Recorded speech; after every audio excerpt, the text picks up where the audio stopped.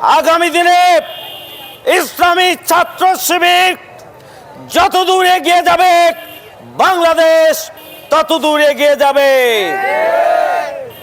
ইসলামী ছাত্র শিবিরকে পিছিয়ে দেওয়ার জন্য, ধ্বংস করার জন্য, নিঃশেষ করার জন্য হাজারো চক্রান্ত ষড়যন্ত্র ব্যর্থতায় পর্যবসিত হয়েছে।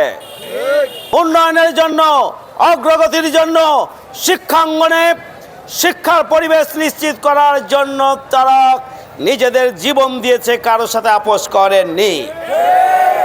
আর তার ফলশ্রুতিতে আপনারা দেখেছেন 24 জুলাইয়ের যে আন্দোলন, সে আন্দোলনে, মিছিলে, সংগ্রামী আন্দোলনে শিবিরের নেতাকর্মীরা সাধারণ ছাত্রছাত্রীদের সাথে তারাও জীবন দিয়েছেন।